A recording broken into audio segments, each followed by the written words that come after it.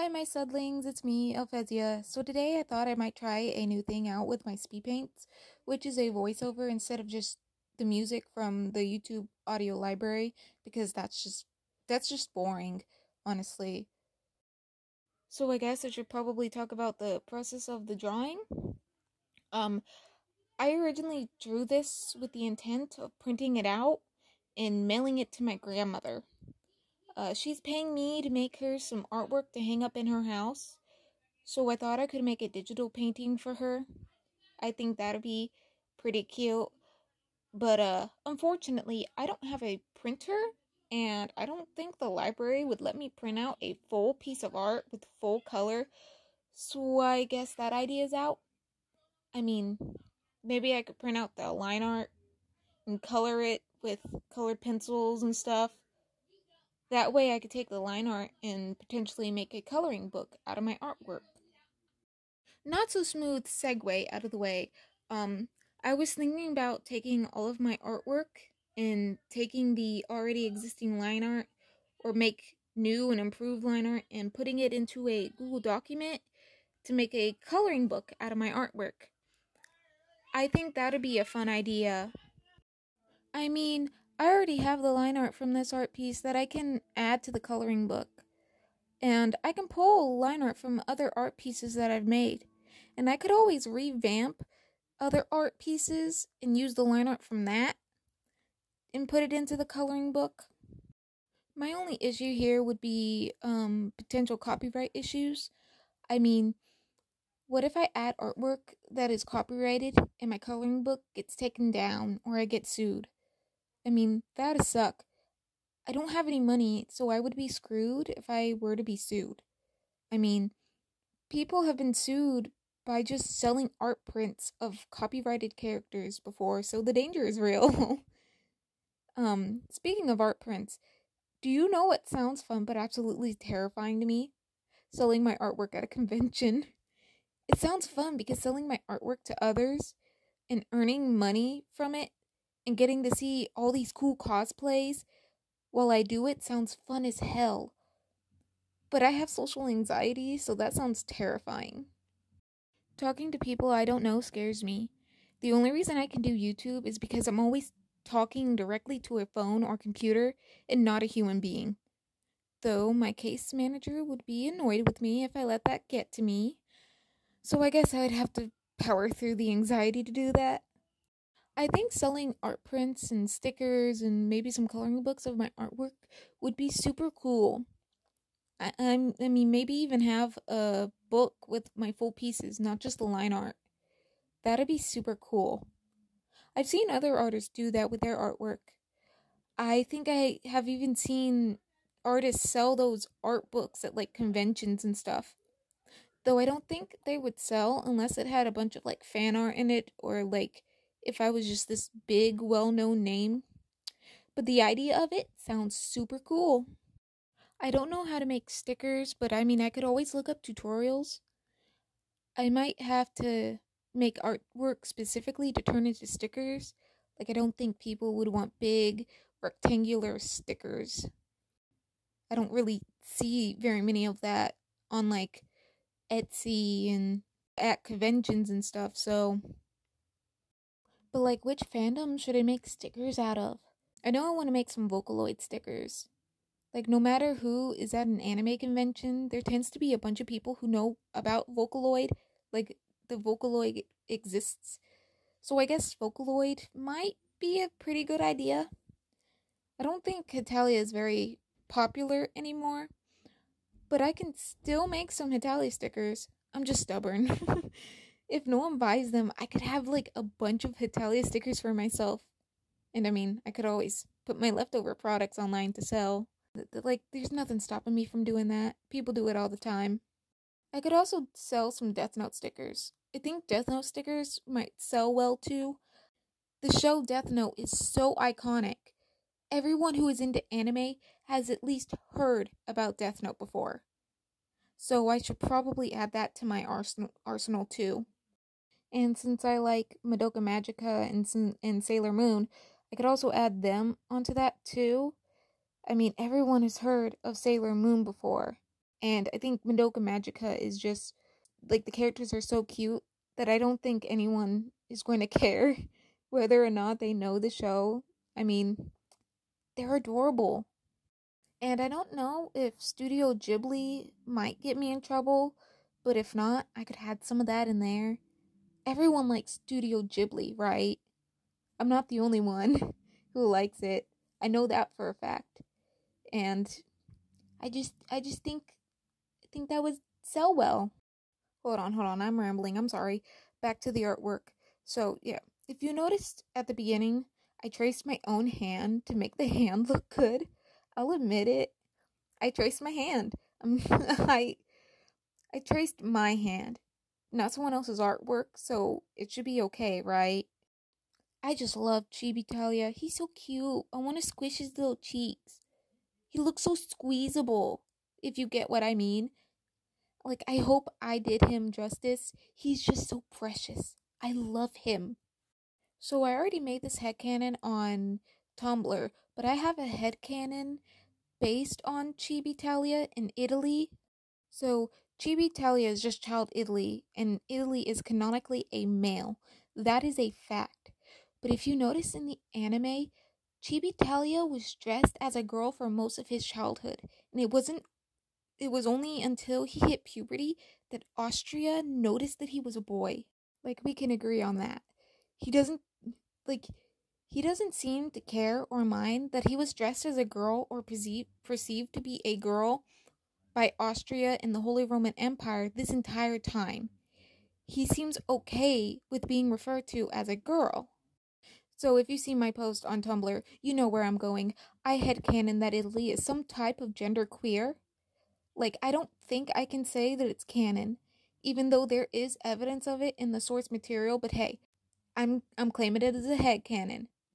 So Italy is some type of gender queer. Though I'm leaning towards him being gender fluid.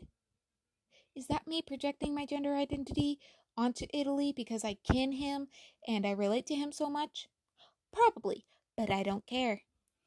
Like, he is my favorite character and I relate to him so much. He's canonically bisexual. He has attraction to men and women. I mean, look at Holy Roman Empire.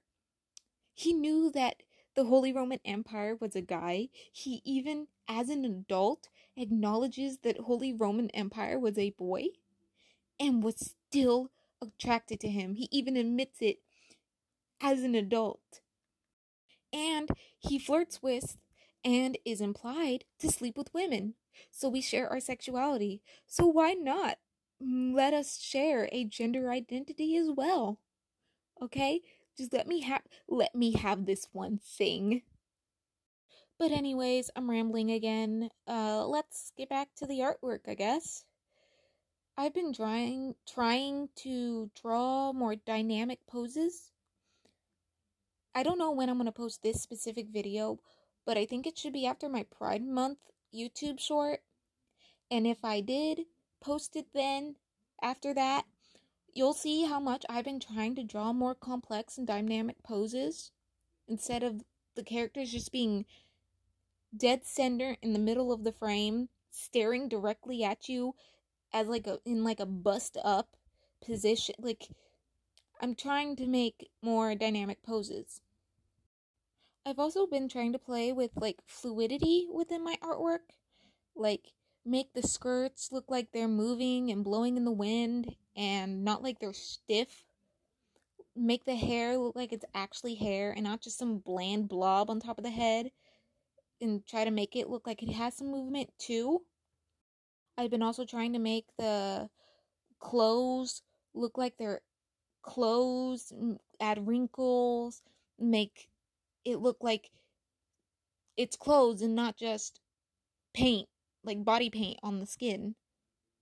Like, make my characters look like they're actually dressed. Like, add some depth to the artwork is kind of what I'm trying to, like, say there. I've been trying to improve my artwork as much as possible so that I can do all this stuff that I talked about earlier with my artwork. I like where my artwork has been going. When I compare my artwork now against the artwork I made in elementary school, in middle school, and even high school, I can see just how much I have improved in my artwork. And I wish I could show you just how much I improved. Maybe I could make like a video or a series where I redraw my old artwork. I think that'd be a fun video or like a fun series to make, don't you? If you would like to see that, let me know in the comments. Maybe as I do the redraw, maybe I could tell you about all the cringy things that I was into as a middle schooler and stuff, because I was into some pretty cringy things as a teen. I mean, I was into an anime called Diabolic Lovers. If you've ever seen that anime, I think you might get just the type of person I was in middle school. Like, I made that anime my entire personality. I let this anime influence me so much that oh my god. Like, just you wait. When this series comes, you are going to understand just how bad it was. Like, oh my god, I was such a cringy middle schooler. Like, whoo. Does anyone else have like hyperfixations like that like change your entire personality and your entire like life? My current hyperfixations like that are Death Note and Hetalia, if you could believe it. I mean, if you see my channel so far, you would know that much. Huh. God, I feel like I've been talking for forever. How much longer do I have to talk? I guess I'll tell you about my Hetalia ships then. So, like a basic bitch, I ship Jurita. I mean, I just like it so much. Like the rest of the fandom. And I, like Italy, need a buff German to keep me in line. God, I'm so lonely. I also ship Spumano because I cannot let Roma Baby be without somebody. Baby boy deserves to have his own boy toy. And I can't think of anyone else to ship him with. Except for maybe America, because of the time Romano worked for him. But I ship Lithuania with America, so unless they're a poly ship, I can't really ship the two.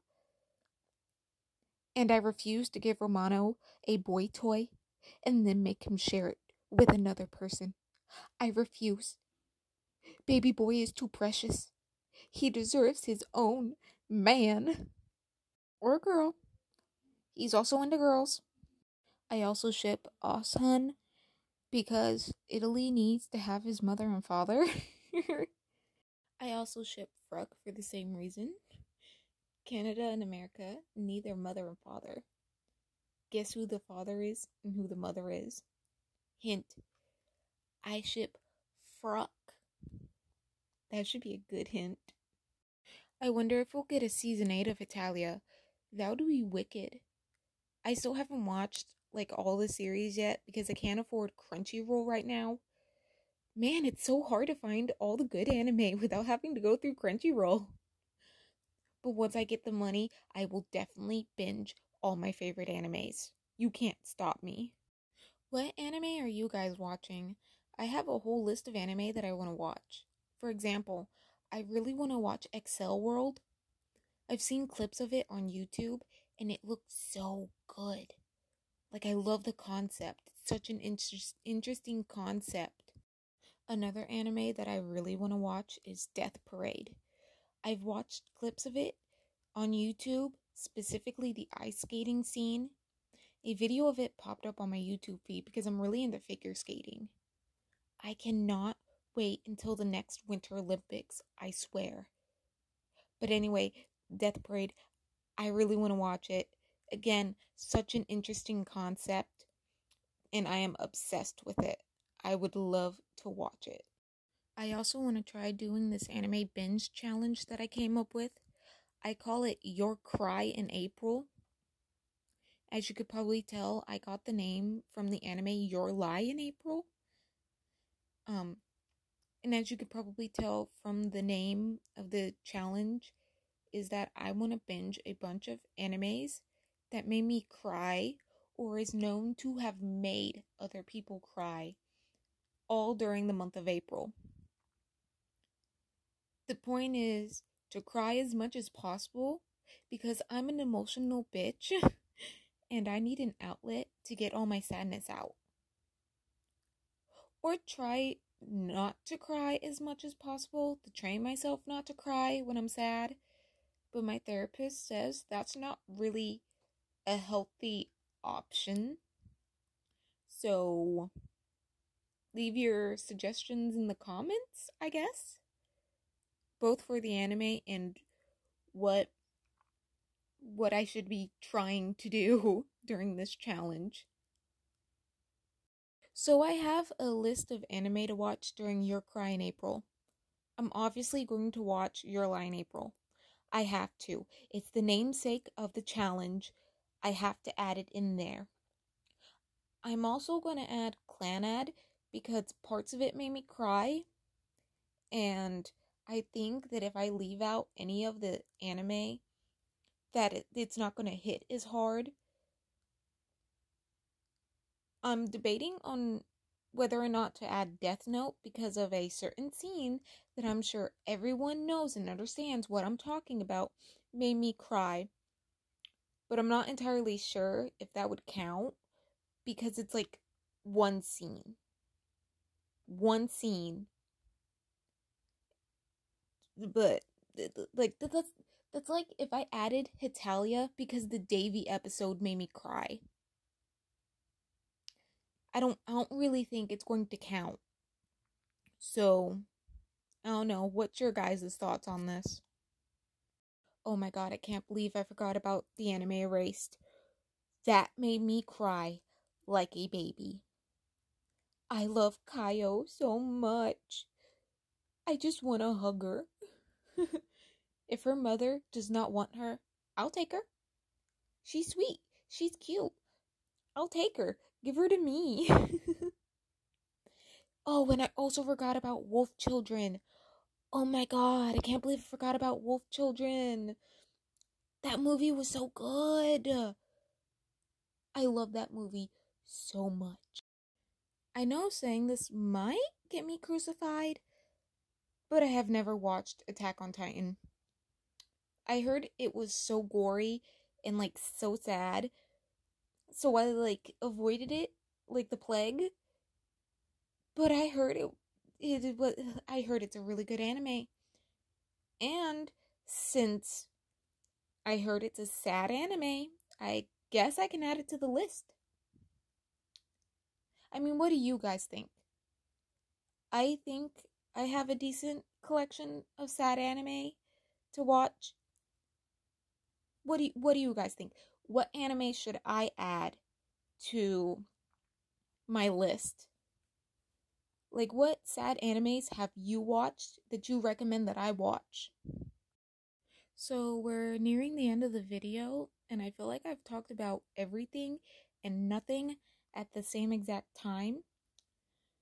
Maybe I should have planned this voiceover better. I just don't know how to do a voiceover, and I wasn't sure what to talk about. Maybe you guys can suggest topics that you want to hear me talk about. That way you won't have to hear me ramble for like 25 minutes about like the most random things. So I guess you can leave your topic suggestions down in the comment section. I would really love to hear about the topics you're interested in. Oh my god, I'm so tired of talking, and we still have like 3 minutes left. So I guess I can give you a quick talk about what I plan for the future of my channel. So within like the next year or two, I plan to go off to college. I plan to study meteorology, and the college that I want to attend is like an hour away from where I live. So I'm going to have to move. So this channel might stagnate a little bit while I try to get my degree. But during that time, I might be able to revive my vlog channel. I mean, vlogs seem like they might be the only thing I can really do during college. That type of content seems like it's very easy to make, so much easier than artwork would be. It feels like it would take a lot less time to make than artwork. So I don't know. I'm still figuring shit out. But don't get it twisted. I still plan to upload and continue doing YouTube. I'm not going to let meteorology get in the way of me and my sweet little sullings. Okay, I'm not going to let it get in the way between me and you. I love you guys very much, and I don't plan to fully abandon you. But college might put a smaller wedge between us, me and YouTube. But yeah, man, being an adult sucks. We're so close to the end of the video that I'm just gonna do my end of the video thing. I hope that you enjoyed watching. I thank you for watching. I'm sorry if this seemed really disjointed. I'm not used to doing voiceovers, and I wasn't sure what I wanted to talk about, what I should talk about in the voiceover. So, hopefully next time it is significantly better. I hope that I wasn't too annoying, and I thank you for watching. I hope that you will come back for another, and yeah, I think that's about it. Thank you for watching. Don't forget to like, subscribe, comment, share. I don't know why I said share. No one really shares videos. I know I don't share videos, so. But yeah, like, comment, subscribe, do whatever. You can even dislike, I don't care. But yeah, thanks for watching. I'll see y'all later. Goodbye, my suddlings.